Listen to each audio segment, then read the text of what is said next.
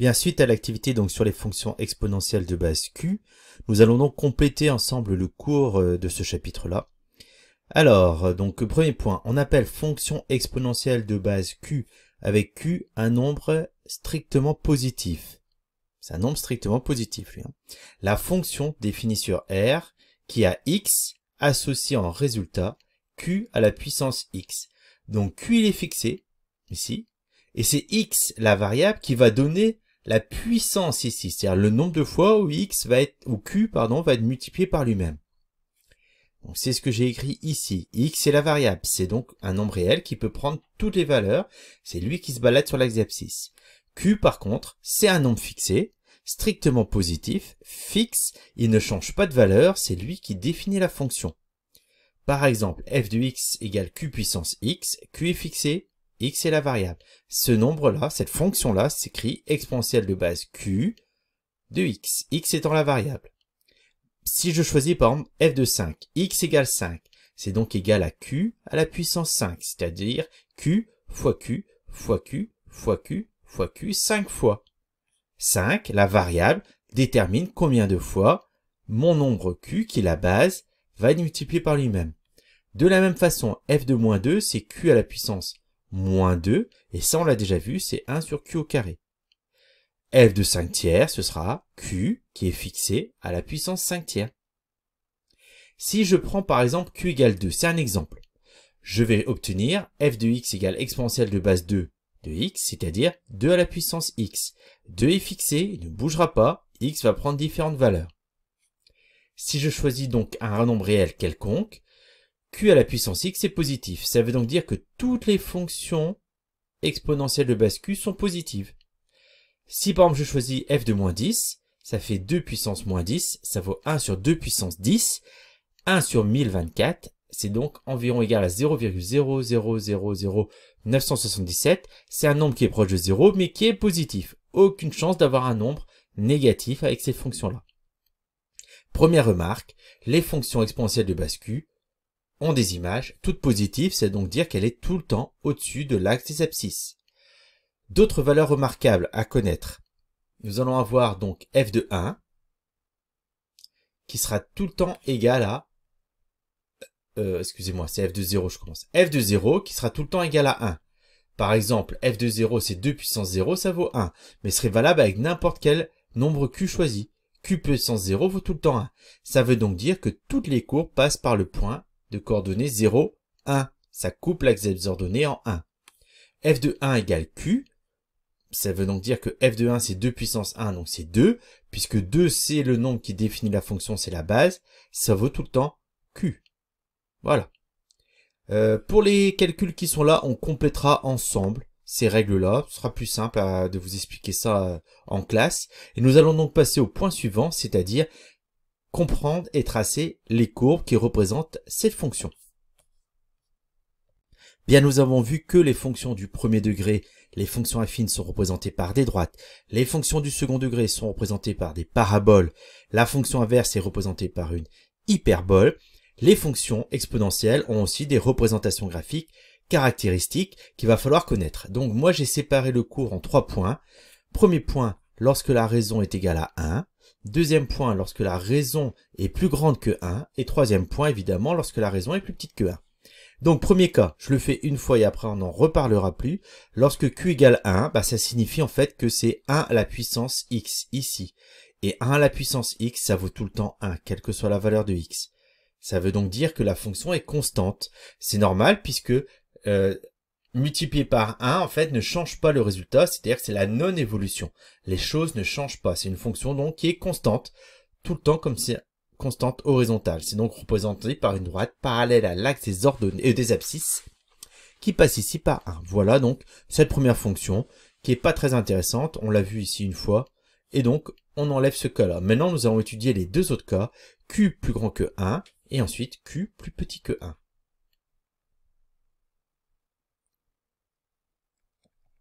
Alors, donc, la fonction exponentielle de base Q avec Q plus grand que 1, ça traduit une augmentation.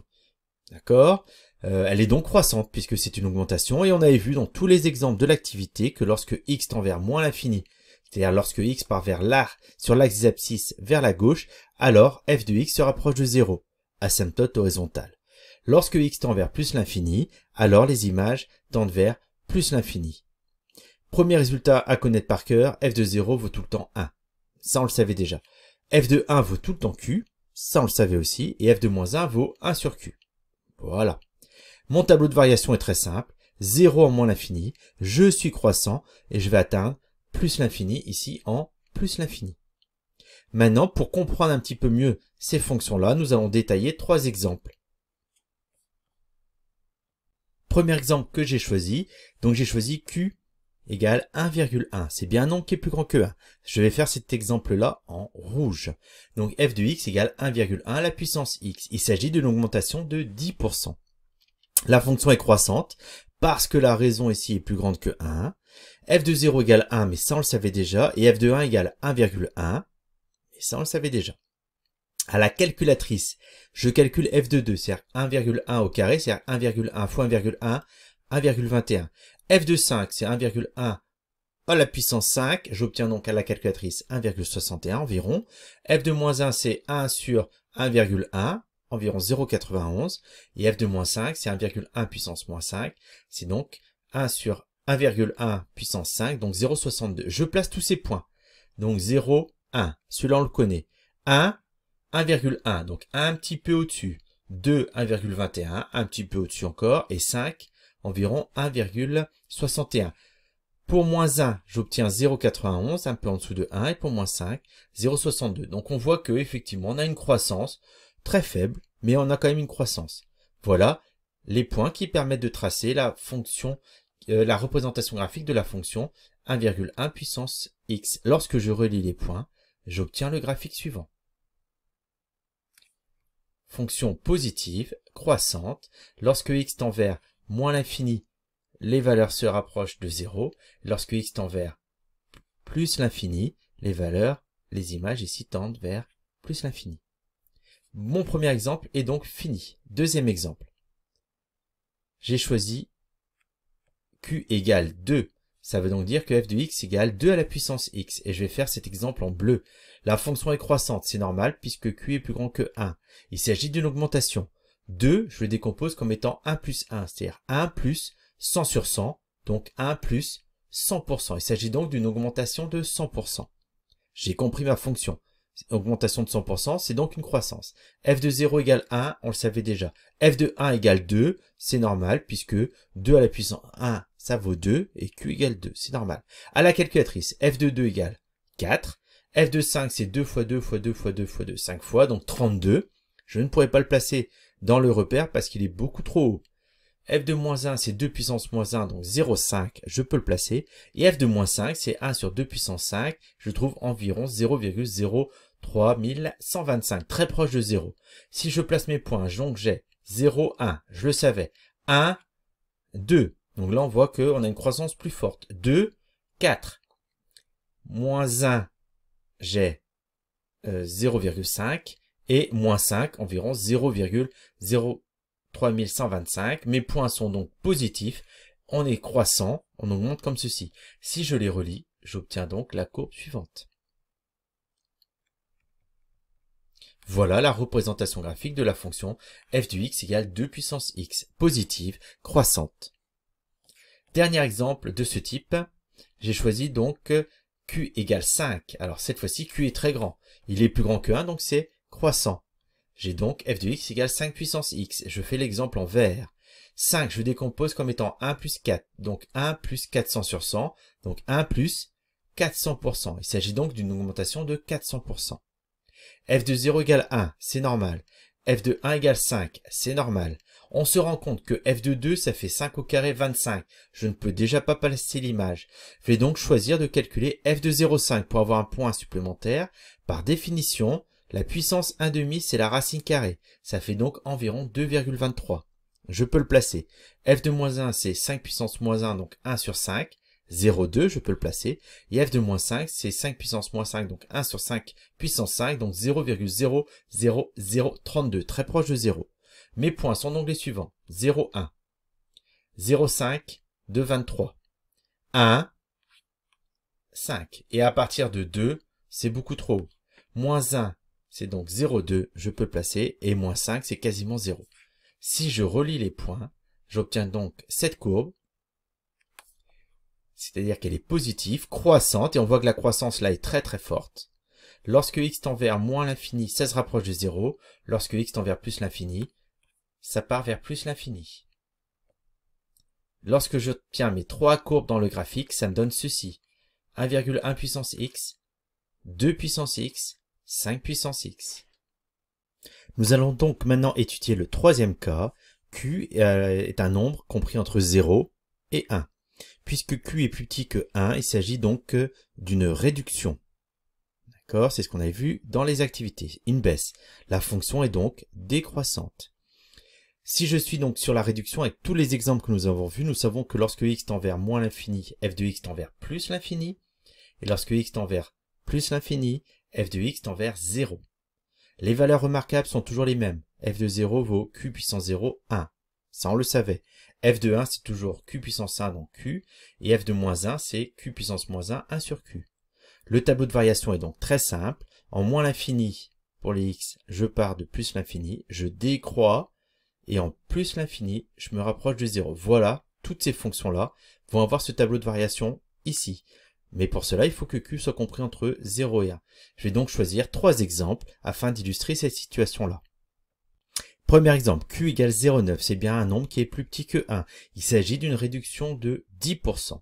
La fonction est décroissante. Je vais faire cet exemple-là en rouge. f de 0 égale 1, c'est normal. f de 1 égale 0,9, plus petit que 1, c'est normal. À la calculatrice, f de 2, 0,81, f de 5, 0,6. f de moins 1, c'est donc 1,11 et f de moins 5, 1,7. Je vous laisse faire les calculs. Lorsque je place les points, j'obtiens donc 0,1, 1, 0,9. 2, environ 0,81, pardon, 5, environ 0,6, moins 1, 1,1, et moins 5, environ 1,7. On voit donc qu'on a ici une courbe, lorsque je relie les points, qui est donc décroissante, positive. La pente est très douce. Lorsque x tend vers moins l'infini, les images se rapprochent de plus l'infini, ici, ça monte, hein. Enfin, ça monte. On est dans une décroissance, mais... Et lorsque x tend vers plus l'infini ici, on voit les points, la courbe là va se rapprocher de l'axe-abscisse, les valeurs se rapprochent de 0. Voilà pour mon premier exemple. Le deuxième exemple, j'ai choisi cette fois-ci q égale 0,5. Ok, donc ça nous donne 0,5 puissance x. La fonction est décroissante puisque la raison ici est plus petite que 1. 0,5 c'est 1 moins 0,5, c'est 1 moins 50 sur 100, donc 1 moins 50%. On est en train de traiter une baisse de 50%. Les différentes valeurs que j'ai choisi de calculer, f de 0, 1, c'est normal. F de 1, 0,5, c'est normal. À la calculatrice, f de 2, 0,25. F de 5, 0,5 puissance 5. Là, je le fais à la calculatrice, j'obtiens 0,03125. F de moins 1, j'obtiens 2. F de moins 5, j'obtiens 32. Je ne peux pas placer ce point, il est beaucoup trop haut. Donc voilà les points une fois placés. On voit bien qu'ils sont au-dessus de l'axe-abscisse, positif. On est décroissant. Si je relie les tous les points, pardon, j'obtiens donc cette fonction-là, qui est donc la représentation graphique de la courbe Q f de x égale 0,5 puissance x. Dernier exemple, que je détaille de moins en moins puisque c'est toujours la même méthode. Donc là, cette fois-ci, j'ai choisi Q égale 0,2. Donc là, je suis sur une réduction de 80%. Voilà les différentes valeurs que j'ai calculées ici et les différents points que j'obtiens qui sont placés là. Voilà. Donc si je décide de les relier, j'obtiens donc la courbe suivante. Voilà, toujours pareil. Vous avez de toute façon le PDF pour compléter et faire les calculs vous-même. Donc voilà la courbe. On voit que lorsque x tend vers moins l'infini, mes images tendent vers plus l'infini.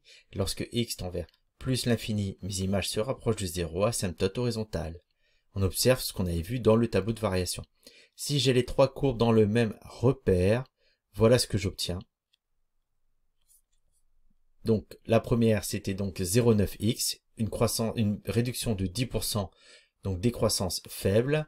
Celle-ci c'est donc 0,5 à la puissance x, réduction de 50%, décroissance un peu plus forte.